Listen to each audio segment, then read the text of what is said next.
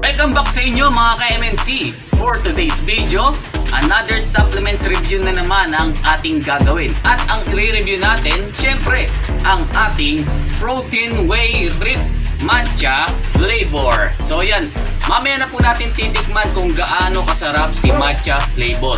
So titignan muna natin kung merong pinagbago sa kanyang mga ingredients or sa kanyang mga supplement packs.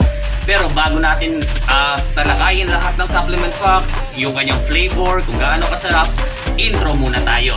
Let's go! Let's go to the top, let's go!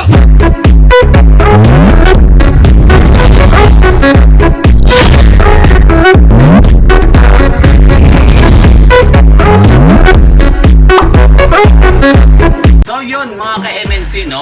So check na muna natin kung may pinagbago ba si Protein Whey Rip. Maliban sa kanyang flavor, tingnan natin kung yung kanyang ingredients, supplement packs, kung meron bang pinagbago. So ito si matcha flavor, kukuha tayo ng chocolate flavor. Ayan. Ayan. Ayan, so ito yung si chocolate flavor. Tingnan natin kung may pinagbago. Check muna natin. Ayan. Check muna natin yung kanyang mga supplement packs saka yung kanyang ingredients. So ito si matcha flavor, ito naman po si chocolate flavor. Ayan. So unahin na po natin sa kanyang calories. Ayan. Yung calories po ni matcha flavor is 113. Ayan, 113%. At si chocolate flavor is 115. So dalawa lang naman ang tinaas or binaba. Medyo mataas ng calories si chocolate flavor kaysa kay matcha flavor. Ayan.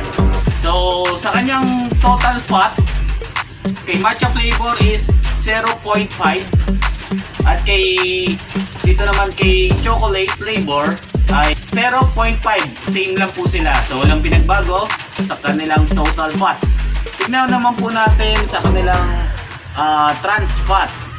Sa saturated fat muna tayo. Saturated fat kay protein matcha flavor ay 0 gram, 0%. Kay chocolate, same din. So yung saturated fat niya is 0 gram din. Sa trans fat, kay matcha flavor 0, kay protein, chocolate flavor ay 0 din, 0%. Ayan. Yung cholesterol, check natin sa cholesterol po nila. Yung cholesterol is 5 mg. Ayan, 5 mg kay matcha flavor. Dito naman kay chocolate flavor is 5 din. So walang pinagbago po, no? Same lang po sila. Then sodium, tingnan natin yung sodium ni matcha flavor. Sodium is 69 mg.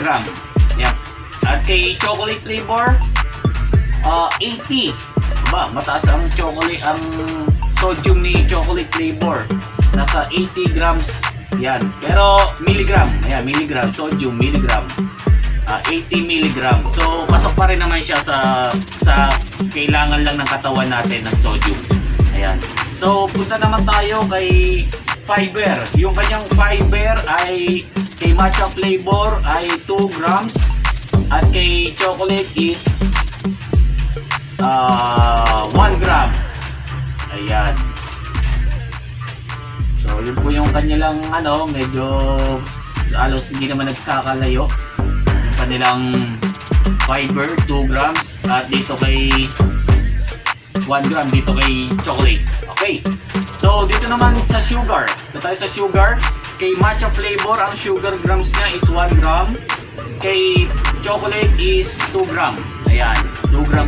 2 gram po yung kanyang dito kay chocolate is yung sugar niya kaya medyo may katamisan po siya. Ayan. Kay yung protein po nila, tingnan natin kung may pinagbago sa protein content. Kay matcha flavor is 25 grams protein. Kay protein chocolate is kanyang total is 25 grams din. So same sila, walang pinagbago sa kanilang grams ng kanilang protein. Ayan, sa vitamin C.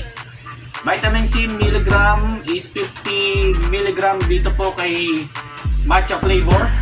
Dito naman po kay protein chocolate is 50 rin. So walang pinagbago. Ayan. So meron lang, may dinagdag lang ng konti dito kay matcha flavor. Ang kanyang supplement packs po ay meron po siyang calcium, meron siyang iron at potassium. So yun po yung dinagdag. Dito naman po kay protein rib na chocolate, wala po siyang ganon. Wala siyang calcium, wala siyang iron, wala siyang potassium. Ayan, wala po. So yan po yung kanilang supplement packs. So yun po yung pinagbago po ni matcha flavor. Sa ingredients, tingnan natin sa ingredients kung may pinagbago. Halos same lang po. Vitamin C, yung L-carnitine. So yun lang po, ang pinagbago lang is yung flavor, matcha flavor. Dito naman is yung chocolate flavor o yung cocoa flavor. Ayan, so yun lang po yung pinagbago po nila. So yun lang po yung kanilang pinagbago ni matcha flavor. Nadagdagan lang siya ng supplement packs ng calcium, iron at saka potassium. So yun po. So titikman naman natin, no, kung gaano kasarap si protein whey rib matcha flavor. So titikman na po natin siya kung gaano to kasarap. Ayan. Samahan nyo ako mga ka-MNC kung paano natin titimplahin. Ilang ounce ba, ilang ml ba sa kanyang tubig, sa kanyang shaker. So papakita ko sa inyo. Ayan. So let's go.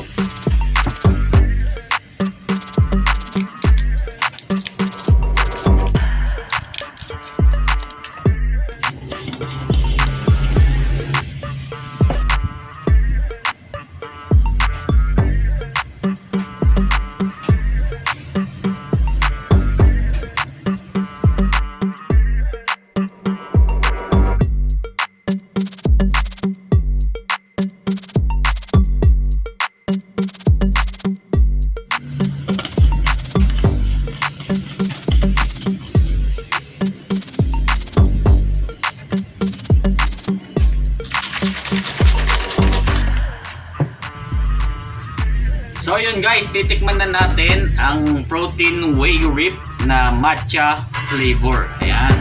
So tapos na natin siyang timplahin. Tingnan natin kung gaano kasarap si protein rib matcha flavor. So ayan, tikman na natin. Protein whey rib matcha flavor. Ayan, pag bumili po pala kayo ng protein whey rib na basta 60 servings, protein whey rib man or isolate, meron kayong freebies ng shaker. Meron kayong protein na cup at meron din kayong protein na sando or yung tank top or may hood. So yun po yung mga pang-freebies po natin. Mamimili lang po kayo ng isa po doon. So tikman na natin kung gaano kasarap si matcha flavor.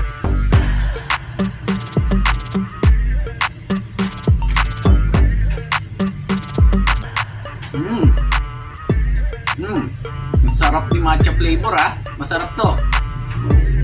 Mas masarap siya sa vanilla. Ayan, yan. So kayo, kung nasasarap pa kayo sa vanilla, okay lang naman yung goods yun. Kasi kanya-kanya naman po tayo ng flavor na kung saan tayo masarap na flavor. Ako, natikman ko na kasi yung chocolate, yung vanilla, saka ito. So, hindi sila nagkakalayo dun sa kanilang tamis ni chocolate. Ayan. Kasi si chocolate, hindi naman ganun katamisan.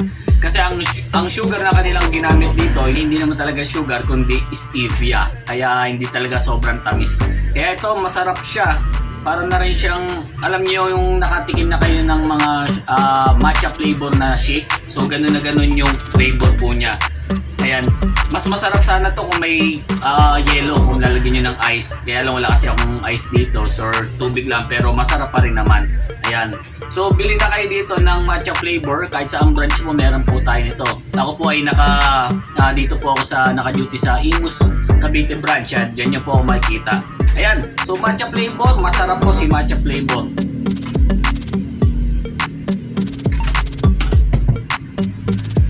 Ayan. Para saan ba si protein whey rib? Si protein whey rib po ay para po sa mga gusto mag-lean, kanilang muscle, gusto nilang magpa-cuts, gusto nilang magkaroon ng pure muscle at ayaw nila tumaba. Kasi pag marami kasing mga whey protein na pag tinake po natin, tumataba. So ito, maganda po ito sa mga nagpapakats na gusto pure muscle lang, ayaw magkaroon ng mga taba sa katawan. So bagay na bagay po ito sa inyo, si Whey Protein Rip. Ayan po. So pinakita ko na sa inyo kung paano magtimpla ng Whey Protein Rip, ng powder. Ayan, sa tubig lang naman po siya inahalo, 200 to 250 ml. 10 ounce to 8 ounce, kayo na lang po mag-adjust sa lasa. Kung kayo ay natatamisan pa, so bibigyan nyo lang ng tubig. So yun lang po mga ka-MNC, no? Sa mga gusto pong bumili ng matcha flavor, kahit sa branches po ay meron na po tayo. Meron po tayo Santa Rosa branch, Santa Rosa Laguna branch, West Avenue branch, Taft branch, Quezon City, meron na rin Parañaque, meron na rin po tayo sa Bulacan. At meron din po tayong bagong bukas po sa Naga, sa Bicol. Ayan. So, mas dadami pa ang mga supplements store po natin. Kaya kung nasaan man po kayong lugar, nawa ay magkaroon din po ng store po dyan malapit sa inyo. Maraming pong salamat mga ka-MNC sa walang sawang sumusuporta sa MNC Vlog TV. At thank you po sa inyo. Maraming pong salamat and God bless.